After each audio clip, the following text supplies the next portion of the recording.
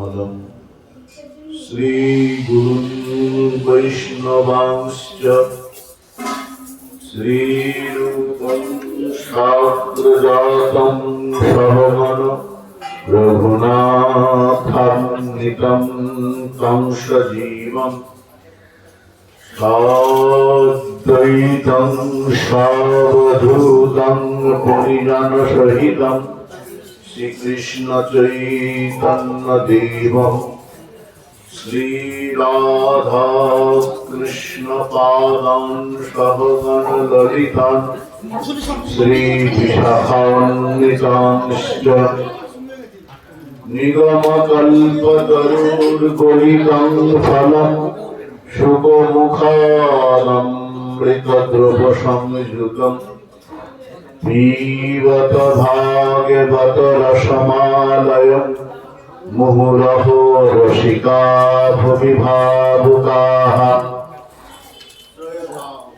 श्रूयतां श्रूयतां नित्यं गीयतां गीयतां मुदा चिन्ततां चिन्ततां भक्ता चैतन्यचरितामृतम् अजानुलम्बितभुजौ कनकावदातौ सङ्कीर्तनैकपितरौ कमलायताक्षौ विश्वम्भरो दिगकरौ युगधर्मपालौ वन्दे जगत्प्रियकरौ करुणावतारौ जय रूप सनातन भक्त रघुनाथ श्रीजीव गोपाल भक्त दास रघुनाथ এই ছয় গোসাইয়ের করি চরণ বন্দন যাহা হইতে বিঘ্ন নাশ হয় অভীষ্ট পূরণ বাঞ্ছা কল্পতরুভশ্চ কৃপা সিন্ধুভ্য এইকচ প্রতীকানাং পাবনেভ্যো বৈষ্ণবেভ্যো নমো নমঃ हरे कृष्ण कृष्ण कृष्ण हरे हरे हरे राम राम राम हरे हरे श्री गुरु प्रेमानंद निताई गौर हरि हरि जय श्री राम।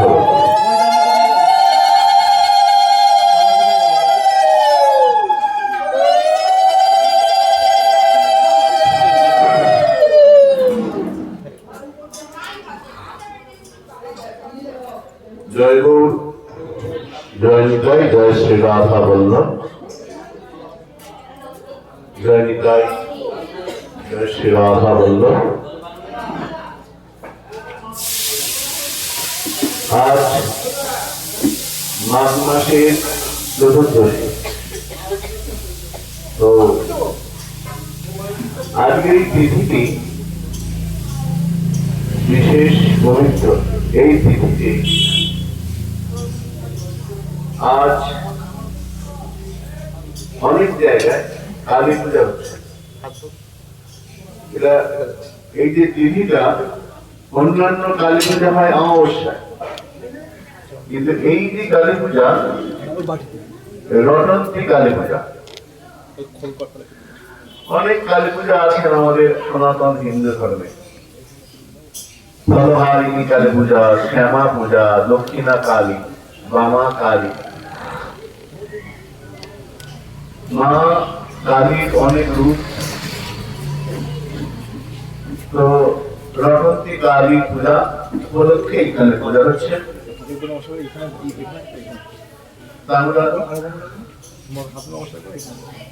আগে বলেছিল আর কি বলেছিস?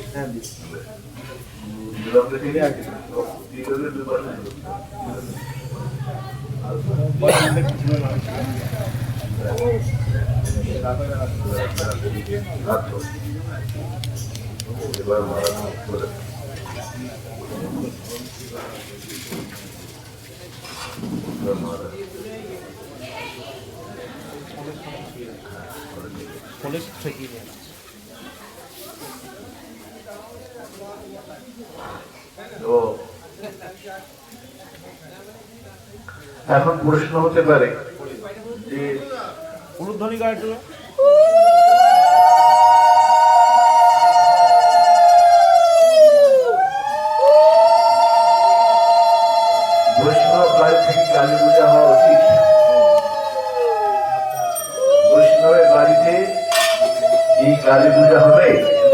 উচিত, কেন বৈষ্ণবরা বিষ্ণু পূজা করবে।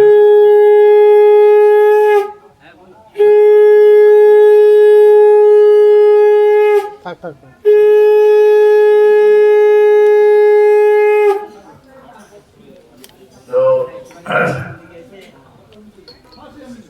আমাদের সনাতন ধর্মে 5টি মতের কথা বলা আছে। 5টি মত। সনাতন ধর্ম, হিন্দু ধর্ম, হিন্দু ধর্মে এই যে দেব দেবীর পূজা, এই যে বৈষ্ণবরা কপালে তিলক, গলায় মালা পরেন, ছাত্ররা রুদ্রাক্ষ করেন, সিঁদুরে টিপ করেন, শৈবরা রুদ্রাক্ষ ব্যবহার করেন, গেরুয়া বসন করেন, এগুলো কি ধর্ম? এগুলো উপাসনা। ধর্ম সনাতন ধর্ম বা হিন্দু ধর্ম। অনেকে হিন্দু শুনলে কেমন লাগে, ওরা হিন্দু কেন বলছে সনাতন ধর্ম। হিন্দু বললে দোষ কোথায়? হিন্দু ধর্ম, হিন্দু ধর্মের ভাগ হচ্ছে 5টি মত। 5টি মত হিন্দু ধর্ম। পঞ্চমত, পঞ্চোপাসনা। তার মধ্যে যারা শাস্ত্র, তারা মা কালী শক্তির উপাসনা করেন, দুর্গার উপাসনা করেন। যারা শৈব, তারা শিবের উপাসনা করেন। যারা সৌর, তারা সূর্য পূজা করেন। গানপত্য, তারা গণেশের পূজা করেন। আর যারা বৈষ্ণব, তারা কৃষ্ণ পূজা করেন বা নারায়ণের পূজা করেন। তো শাক্ত, শৈব, সৌর, গানপত্য, বৈষ্ণব, এই মোট 5টি মত হিন্দু ধর্মে, সনাতন হিন্দু ধর্মে 5টি মত।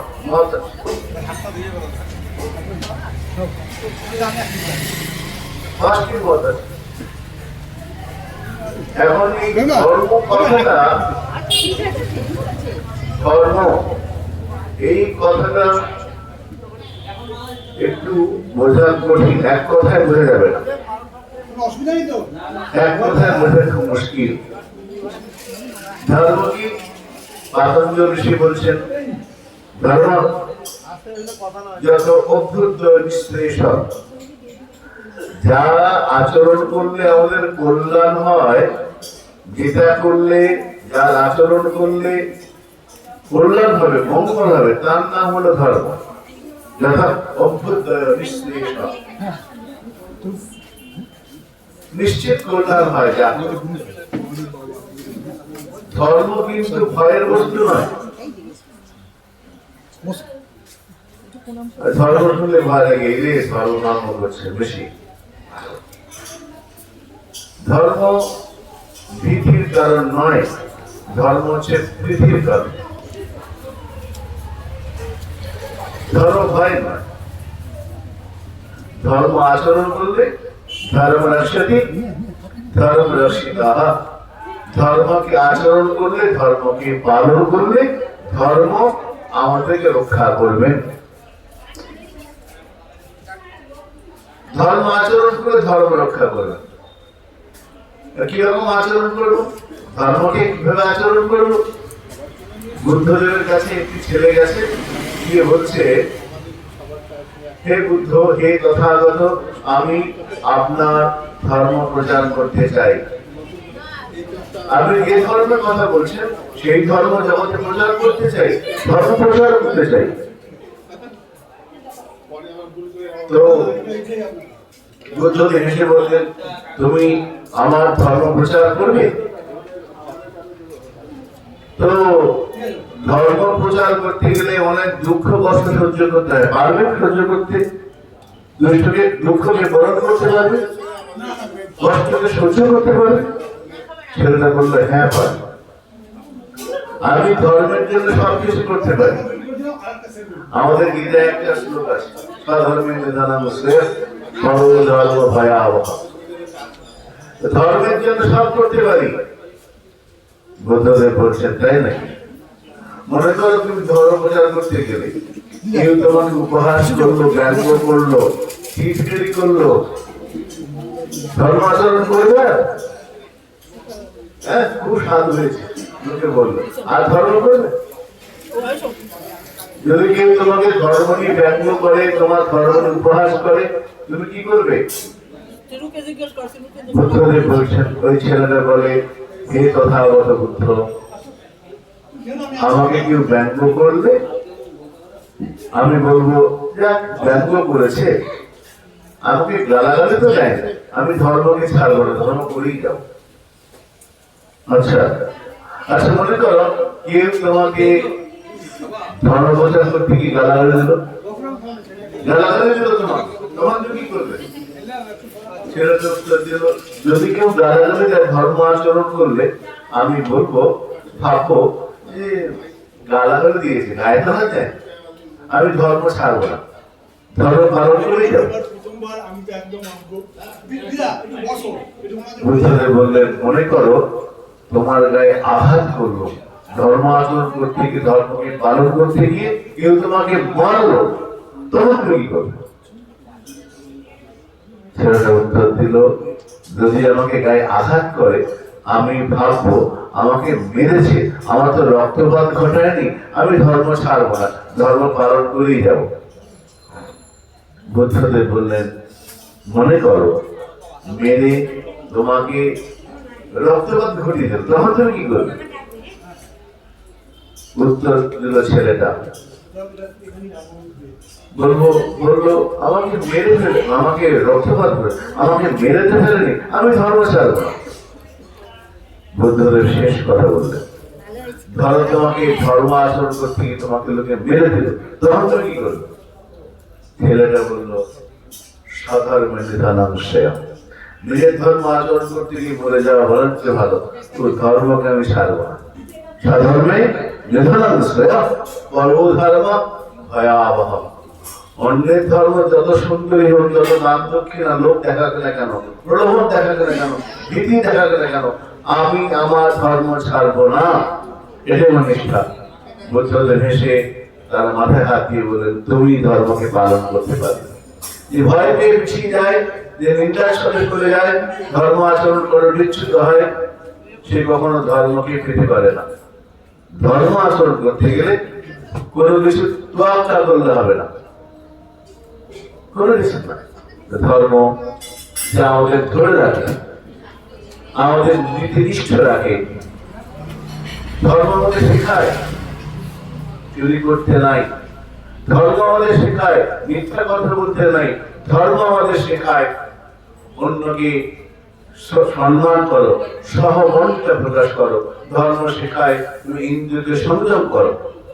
যে লোকটা বলছে আমি ধর্মকে মানি না, আমি সেকুলার, আমি ধর্ম মানি না, সে কি জানো তো, ধর্ম মানছে না, তারা সে অধর্ম করছে। কেন? শাস্ত্র বললেন বেদ প্রণীত ধর্ম অধর্ম স্থাপন করা যায়।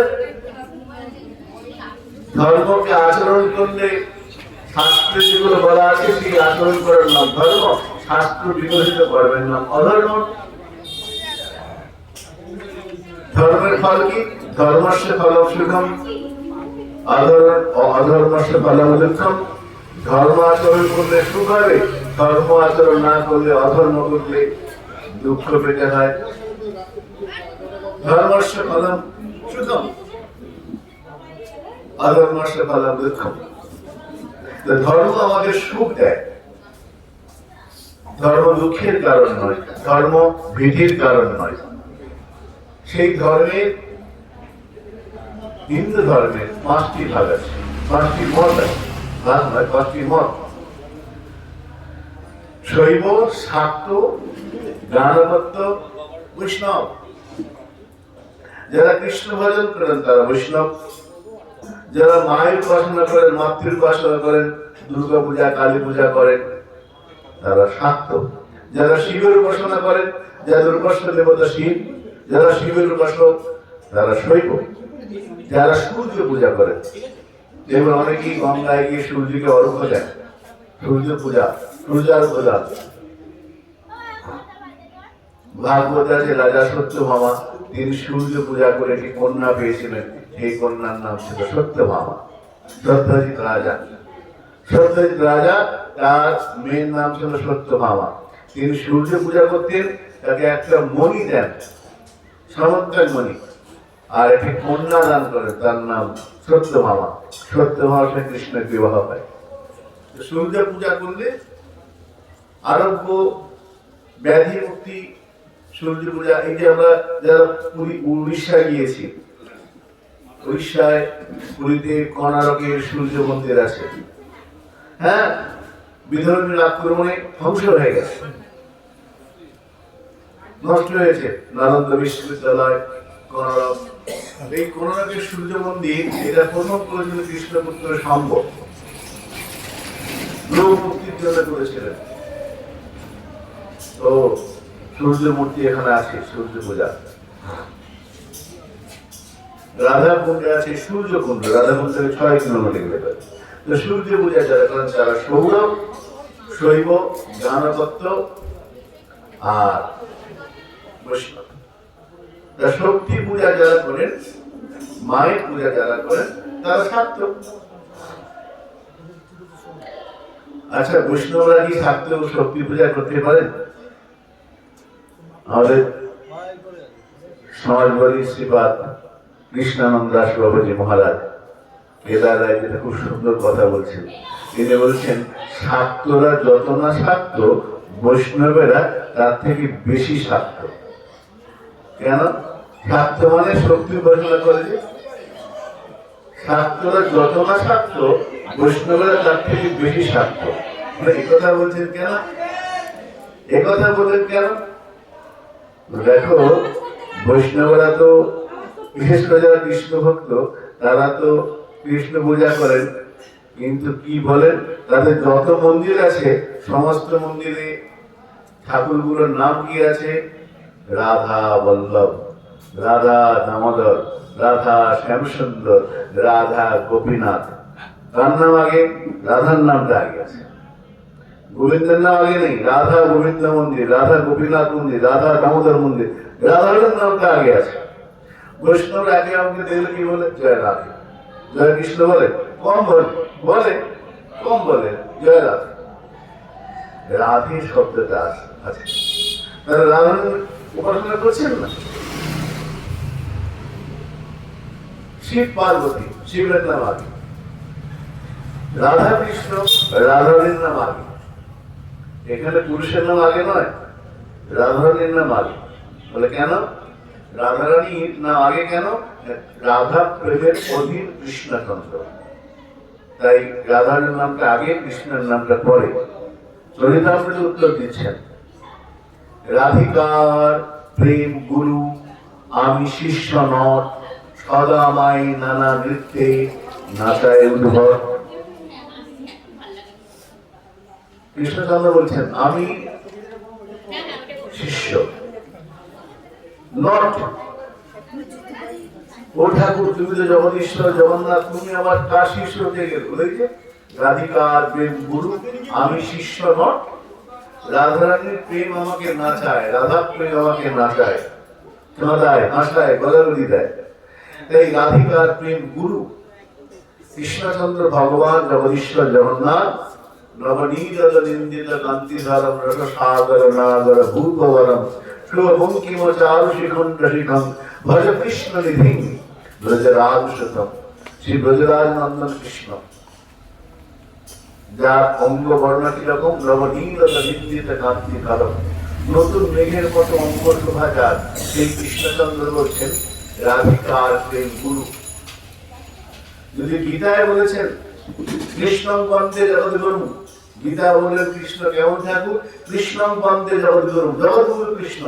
ঠিক জগদ্গুরু কৃষ্ণ নিজে মুখে বলছেন রাধিকার প্রেম গুরু আমি কৃষ্ণ নট। রাধারানীর নামটা আগে আছে। তাই কৃষ্ণচন্দ্র ভক্তরা বৈষ্ণবগণ বলেন জয় রাধে, জয় রাধে গোবিন্দ, জয় রাধে শ্যাম, আগে রাধে পরে শ্যাম। তাই বৈষ্ণবরা কম শাক্ত নয়, বৈষ্ণবরা শাক্ত। আমরা ভক্তমাল গ্রন্থে একটা দৃষ্টান্ত পাই।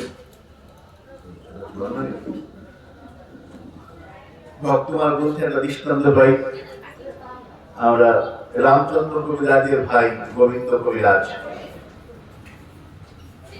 একই বাড়িতে দুটো মন্দির, রামচন্দ্র কবিরাজ বিষ্ণু মন্দির আর তার ভাই গোবিন্দ কবিরাজ, তিনি মায়ের ভক্ত। তার যখন জন্ম হয়েছিল প্রেমবিলাস গ্রন্থে বর্ণনা করছেন, গোবিন্দ কবিরাজের মা যখন আসন্ন প্রসব যন্ত্রণায় কষ্ট পাচ্ছেন, তখন তো এখনকার মতো নার্স ছিল না, ধাইমা ছুটে এসে বলছে ওই গোবিন্দ কবিরাজের মা আসন্ন প্রসবা, ওই দাদু পিতামহ মায়ের ঘরে আছেন, তো মাতামহকে বলছে আপনার মেয়ে খুব কষ্ট পাচ্ছে, কি করবো? ওই মাতামহ তিনি তখন জপ করছিলেন, তিনি মায়ের মাতৃ সাধক ছিলেন, মায়ের মূর্তির সামনে বসে জপ করছেন। তাই মা এসে বললো আপনার মেয়ে অত্যন্ত কষ্ট পাচ্ছে, কি করবো? উনি তো জপ করছেন, জপের সময় কথা বলছেন, শাস্ত্রে বলা যে নখ করে ছিলাম দুইবান, মাথা নাড়ানো যাবে না, জপের সময় কথা বলা যাবে না। উনি তখন ইঙ্গিতে দেখালেন হাত দিয়ে দূরে একটা মা আদির একটা খড় বসে দেবো, খড়গটা উনি বলবে যে খড়গটা দূর থেকে রেখে দাও, প্রথম যন্ত্রণা কমে যাবে। তা সে বললো কি খড়গটা নিয়ে ধুয়ে জল খাই দিয়েছেন, ইঙ্গিত করেছেন ওইটা নিয়ে খাই দিয়েছে, খড়গটা ধুয়ে খাই দিয়েছে, যথারীতি সন্তান প্রসব হলো। তারপর থেকে ওই গোবিন্দ মহাবাড়ি থাকতেন, মাতামহের সঙ্গে সঙ্গে তিনি ওই শাক্ত হয়ে গেলেন গোবিন্দ কবিরাজ, ভোর শাক্ত, নিজে হাতে পূজা করেন, কখনো কখনো মায়ের সঙ্গে কথা বলেন গোবিন্দ কবিরাজ, মায়ের উপর অভিমান করেন মা কালী মূর্তি, বাড়িতে সুন্দর কালী মূর্তি আছে, পূজা করেন প্রতিদিন। একদিন এক বৈষ্ণব ব্রাহ্মণ এসেছেন ওই গোবিন্দ কবিরাজের বাড়িতে, ওনার বাড়ি এসেছেন, গোবিন্দ কবিরাজের বাড়িতে উঠেছেন। গোবিন্দ কবিরাজ বৈষ্ণব ঠাকুর আদর করে থাকতে দিয়েছেন। বৈষ্ণব গিয়ে বললেন দেখো আমি সকাল থেকে জপ করিনি, জপ না করতে খায়ম সন্ধ্যা সকালের প্রাত সন্ধ্যা না করে জল গ্রহণ করবো না, স্নান করে আমি মন্ত্র স্মরণ করবো, কোথায় করবো? একটু পূজাও করবো, কোথায় করবো? গোবিন্দ কবিরাজ বললেন আমার ঠাকুর ঘরে চলে যান। তো ওই তখন ওই বৈষ্ণব ঠাকুর তিনি ঠাকুর ঘরে ঢোকে, তিনি তো বৈষ্ণব, ঘরে ঢুকে দেখছেন যে মায়ের বড় একটা মূর্তি। উনি ভাবছেন মায়ের মূর্তি, আমি তো বৈষ্ণব, আমি কোথায় পূজা করবো? আমার তো কৃষ্ণ ঠাকুর হলে ভালো হয়, কিন্তু এখানে তো মায়ের মধ্যে কি করি? এদিকে দেখাচ্ছে দেখছেন দূরে মায়ের সিংহের পাশে ছোট্ট একটা সিংহাসন, এখানে শালগ্রাম খেলা আছে। হ্যাঁ পেয়েছি শালগ্রাম, তাহলে নারায়ণ পূজা করে নি, নারায়ণ সব পূজা হয়। উনি গিয়ে জপ করে নারায়ণকে পূজা করলেন, স্নান করালেন, স্নান করিয়ে ফুল তুলসী দিয়েছেন। একটু পরে গোবিন্দ বলছেন বাবন ঠাকুর আপনি তো প্রসাদ পাবেন, তাহলে মাকে একটু ভোগ দিয়ে দেবেন। আচ্ছা, তো উনি ব্রাহ্মণ নিজে রান্না করেছেন, উনি আগে কালো ব্রাহ্মণকে দিয়েছেন, তারপরে মাকে ভোগ দিয়েছেন, দিয়ে ব্রাহ্মণ প্রসাদ পেয়েছেন। এদিকে গোবিন্দ কবিরাজ তিনি পুজো করেছেন নিত্য পূজা। রাত্রিবেলায় তাকে মা কালী স্বপ্ন দিচ্ছেন, গোবিন্দ কবিরাজ তুমি আমার অনেক পদ লিখেছ আমাকে নিয়ে, আমি প্রসন্ন, কিন্তু জানো তোমার বাড়িতে আছি এতদিন আমি রোজ ভোগ খাই না, আজকে আমি পেট ভরে খেয়েছি, মা কালী বলছে। তো গোবিন্দ কবিরাজ স্বপ্নে বলছেন মা আমি তোমাকে রোজ পূজা করি, ভোগ দিই, তুমি গ্রহণ করো না, আজকে গ্রহণ করলে কেন? না এতদিন তো সব অনিয়মিত দ্রব্য ছিল, আজকে ওই ব্রাহ্মণ সে ছিল না, সে নিজে রান্না করে ঠাকুরকে দিয়ে তার ইষ্ট দেবতাকে দিয়ে আমাকে দিয়েছে, আমি তো প্রসাদ পেয়েছি। মা বলছে তখন গোবিন্দ প্রসাদ বলে, কেন মা, তুমি তো জগদীশ্বরী, জগৎ প্রসবিনী, জগদম্বা, তুমি আবার গোবিন্দ প্রসাদ কেন নেবে?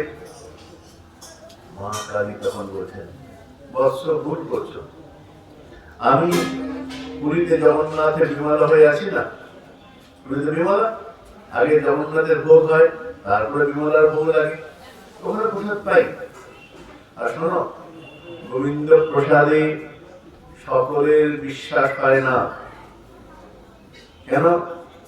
মহাপ্রসাদে গোবিন্দে নাম ব্রহ্মণি বৈষ্ণবে স্বল্প পুণ্যবতাং রাজন বিশ্বাস নৈব জায়তে। শোনো,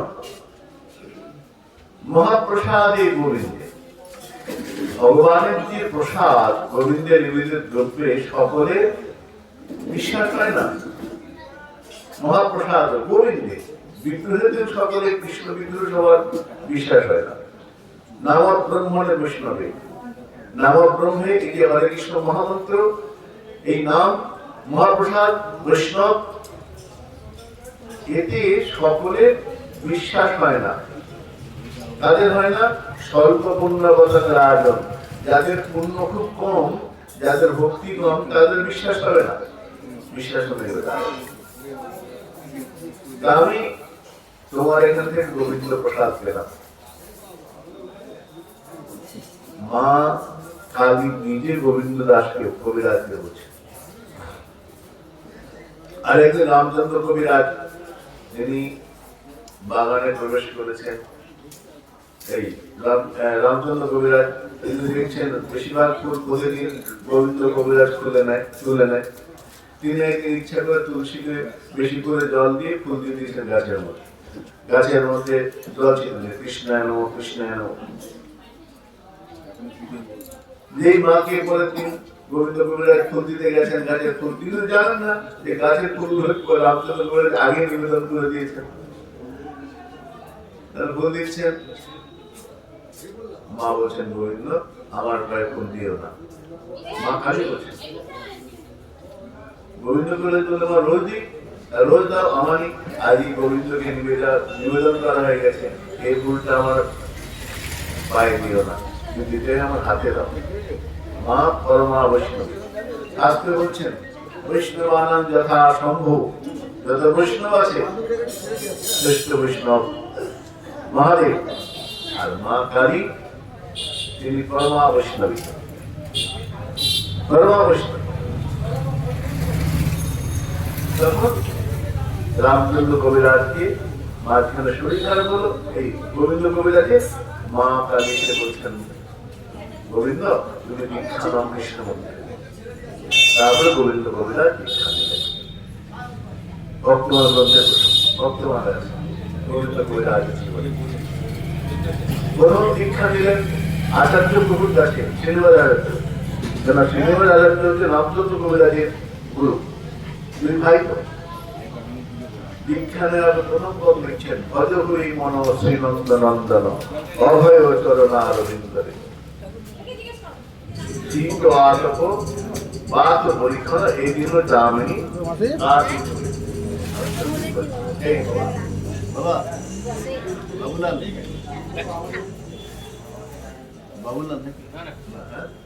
বাবুলাল হ্যাঁ হ্যাঁ ঠিক আছে ঠিক আছে, অসুবিধা নেই, কিচ্ছু। তো শীত আতপ এই দিন দামিনী কাটি দূরে।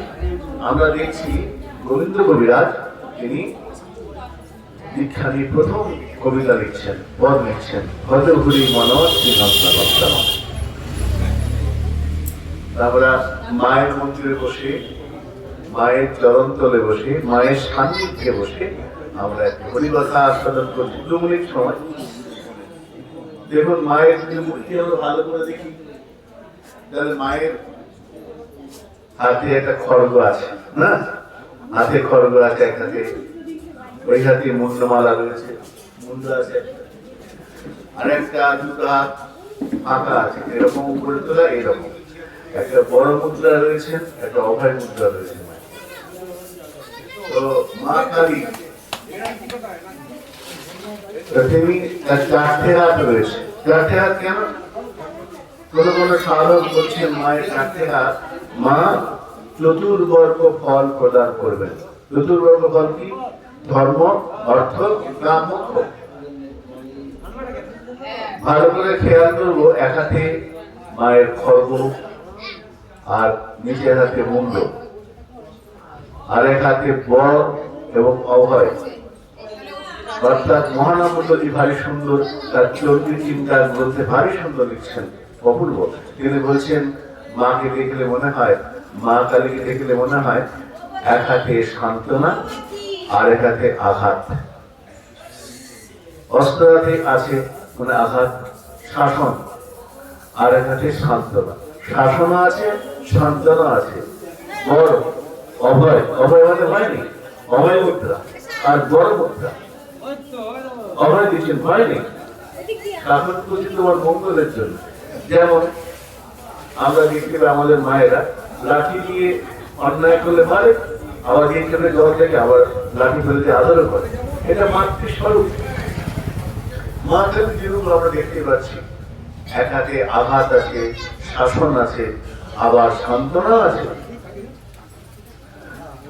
মা কালী তিনটি নয়ন, ত্রিনয়নী। তিনটি নয়ন কেন? চন্দ্র, সূর্য, অগ্নি, আর তিনটি নয়ন। চন্দ্র, সূর্য, অগ্নি। মা কালী গায়ের রং কালো, কৃষ্ণ বর্ণা। কালো কেন? কল্যাণনাথ তত্ত্বে বলছেন যে সমস্ত যতগুলো 7টা রং আছে, সব রঙকে যদি এক জায়গায় মিশিয়ে দেওয়া যায়, তার যে রংটা আসবে তার নাম কালো। বিলয়ান জানতে সব বিলয় হয়ে যায় একটা রঙের মধ্যে। কালো একটা রং, ওর মধ্যে সব রং প্রবিষ্ট হয়ে যায়। কালোকে আলাদা করে আলাদা রং বলতে দিতে পারবে না।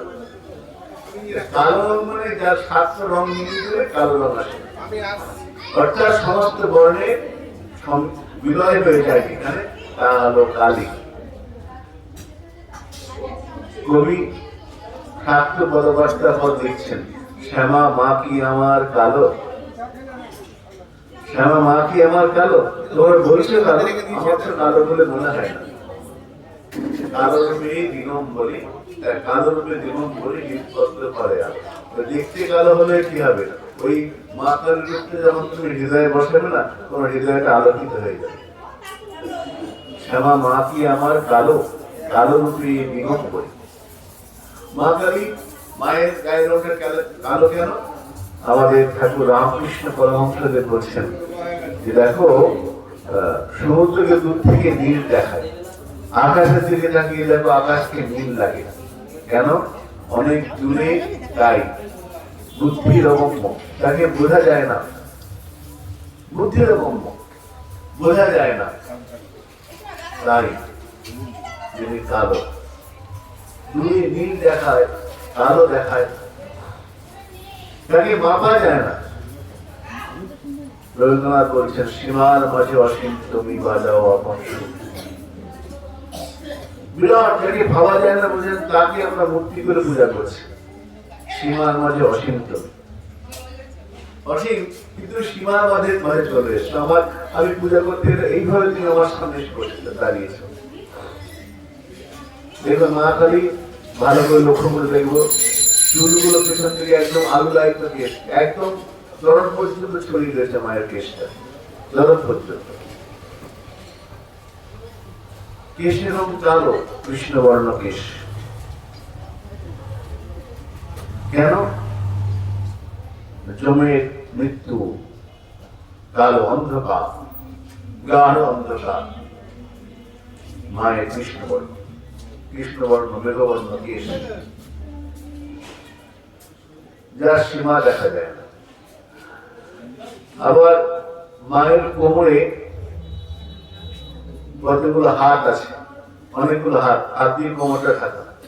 হাত কেন? হাত হচ্ছে কর্ম চাঞ্চল্যের প্রতীক। হাত দিয়ে আমরা কর্ম করি, যে কোনো কাজ করতে গেলে হাত দিয়ে করতে হবে।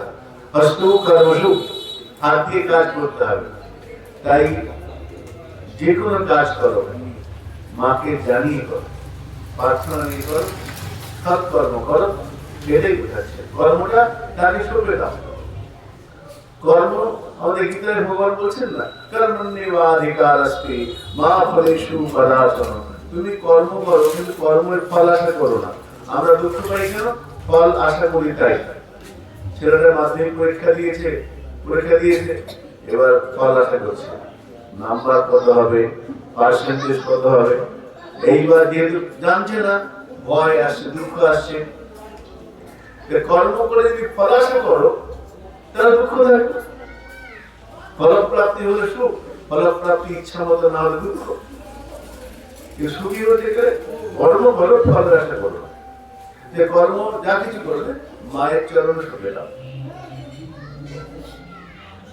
আর দেখো মা কালী, মা কিন্তু ভারতে দেখি আমরা, মা কালী তার জিহ্বাটা দাঁত দিয়ে কামড়ে ধরেছে না, জিভটা বেরিয়ে গেছে, দাঁত দিয়ে কামড়া। কেন?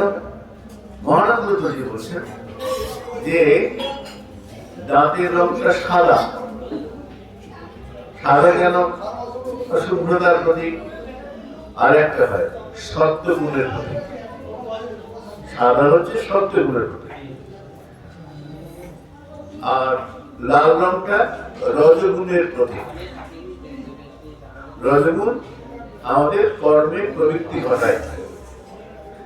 তাই মা জিহ্বা, দাঁত দিয়ে জিহ্বাকে কামড়ে ধরেছেন, বোঝাতে চাইছেন যে কোনো কর্ম করো না কেন, যেন সেটা সৎকর্ম হয়।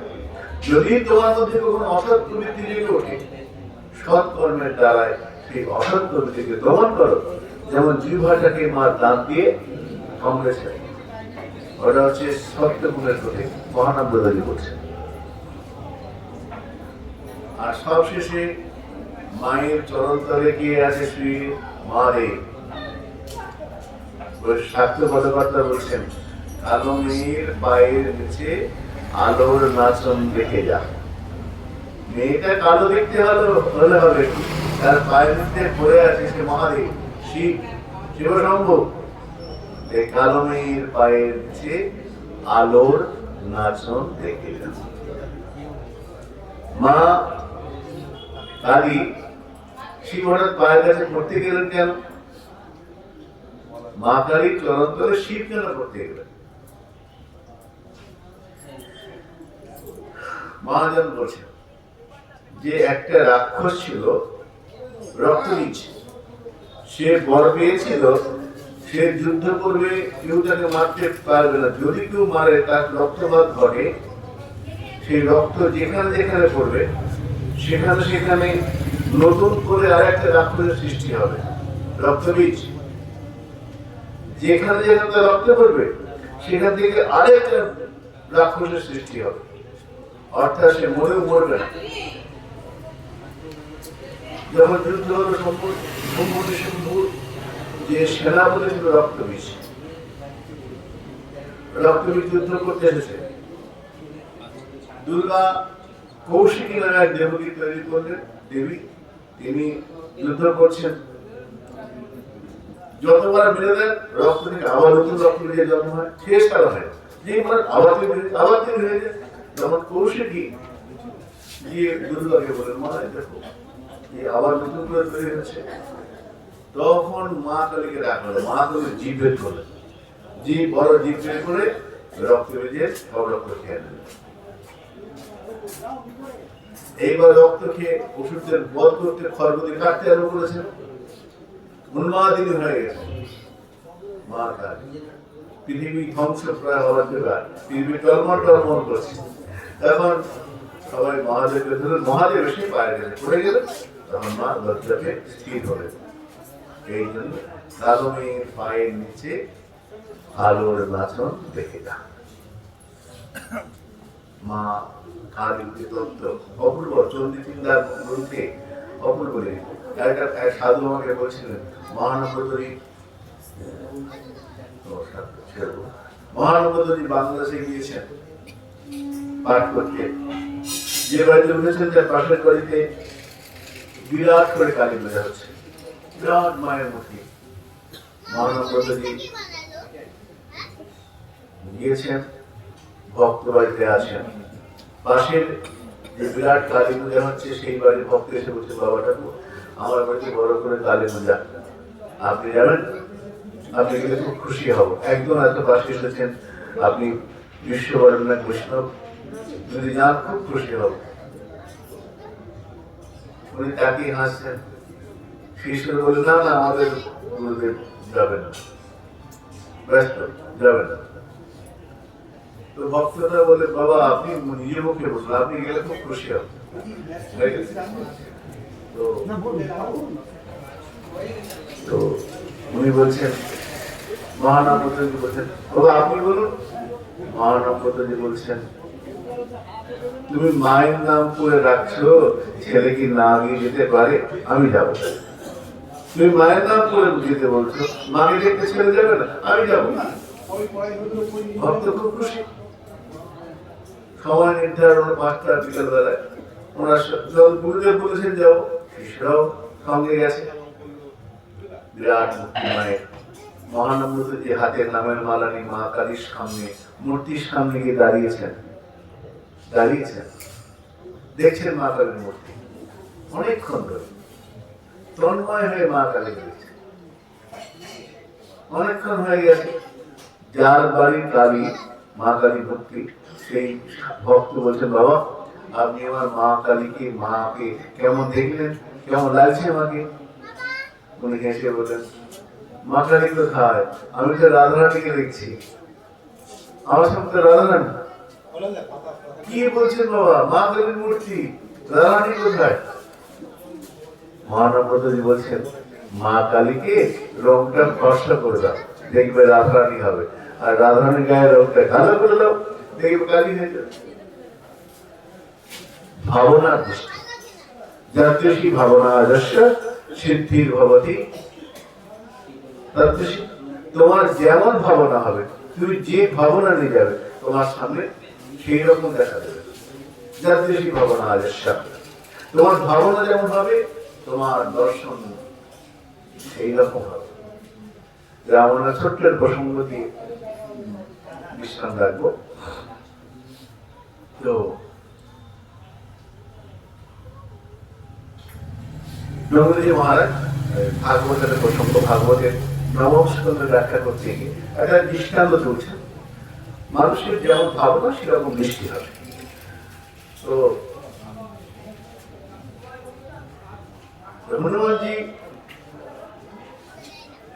হনুমানজিকে রামচন্দ্র প্রশ্ন করছে। রামচন্দ্র বলছেন, হনুমান তুমি যখন লঙ্কায় গিয়েছিলে, তো সীতাদেবী যেখানে থাকতেন সেখানে গিয়েছিলে? বলে হ্যাঁ। অনেক ফুল গাছ আছে না? বলে হ্যাঁ। ফুল গাছগুলো ভালো করে দেখেছো? বলে হ্যাঁ, ফুল দেখেছি। কি কি ফুল দেখেছো? সবই তো লাল ফুল, সব লাল। সীতাদেবীকে রামচন্দ্র জিজ্ঞেস করছে, তুমি রামচন্দ্র এই রাবণের বাগানে অশোক বাড়িকে ফুল দিয়ে যেতে? বলে হ্যাঁ। কি রঙের ফুল ছিল? বলে সব সাদা। সীতাদেবী বলছেন সাদা, হনুমান বলছে লাল। রামচন্দ্র বলছেন, হনুমান তুমি ঠিক দেখেছো? হ্যাঁ, সব সব লাল ফুল। সীতাদেবী বলছেন না, সব সাদা। এর প্রশ্ন হলো, হনুমানজি দেখছেন লাল, সীতাদেবী ফুল দেখছেন সাদা, কেন? জগদীশ বলছেন, রামচন্দ্র হাসলেন, হেসে বলে, হনুমান শোনো, ওখানে বিভিন্ন ধরনের ফুলই ছিল, কিন্তু তুমি লাল দেখেছো কেন? তোমার অত্যন্ত ক্রোধ ছিল। ক্রোধ হলে কি আছে? চোখগুলো লাল হয়ে যায়। তুমি যেদিকে দেখেছো লালই দেখেছো, ক্রোধান্বিত চোখে দেখেছো। আর সীতাদেবী তিনি কারো দোষ দেখেন না, করুণামূর্তি। করুণা মানে সাদা, তাই করুণা কিছু দেখেছেন, সব সাদা দেখেছেন। যাদৃশী ভাবনা আদর্শ, যার যেমন ভাবনা তার সামনে সৃষ্টি সেই রকম হবে, দৃষ্টি সেই রকম হবে। অর্থাৎ সাধক কিরকম ভাবে চরিতামৃত বলছে, স্থাবর জঙ্গম যাকে না দেখে তার মূর্তি, যাহা যাহা নেত্র করে তাহা ইষ্ট স্ফূর্তি। সাধক যেদিকে তাকাবেন সেদিকে তার ইষ্ট দেবতাকেই দেখবেন, অন্য কিছু দেখতে পাবেন। তুলসীদাস একবার বৃন্দাবনে গিয়েছেন, সুরদাসের সঙ্গে তার খুব ভাব। এক সাধু মহন্ত, তার রাধা কৃষ্ণের মূর্তি আছে, তো ওই মন্দিরের পাশ দিয়ে তুলসীদাস যান, মন্দিরে প্রবেশ করেন না। তুই ভক্ত একদিন সাধু বন্ধু, তুই আমার মন্দিরে প্রবেশ করো। তুলসীদাস বলছেন, আমি তোমার মন্দিরে ঢুকবো না, ঢুকলে অসুবিধা হবে। কি অসুবিধা? আমার রাধা কৃষ্ণ দেখে যাও, আমার ঠাকুর দেখে যাও। তুলসীদাস বলছেন, আমি যেতে পারি, তোমার অসুবিধা হবে। আরে তুমি আমার মন্দিরে ঠাকুর দেখে অসুবিধা কি আছে? না, আমি যাবো না। একদিন জোর করে তুলসীদাসকে নিয়ে মন্দিরে প্রবেশ করেছেন সেই সাধু বন্ধু। ঠাকুরের সামনে তুলসীদাস চোখ বন্ধ করে আছে, চোখ করো, ঠাকুরকে দেখো। তুলসীদাস হাসছেন, এসে বললেন, আমি দেখতে পারি, চোখ খুলতে পারি, তোমার খুব অসুবিধা হবে কিন্তু। কেন? বলে না হবে, চোখ করো। এই তুলসীদাস চোখ খুলবেন, তুলসীদাস বলে, হে প্রভু রামচন্দ্র, আমি তো তুমি ছাড়া কিছু দেখি না, আমি যেদিকে তাকাই সেদিকে তোমাকেই দেখি। শ্রীনাথে জানকী নাথে অভেদ পরমাত্মনে তথাপি মম সর্বস্ব রাম কমল লোচন।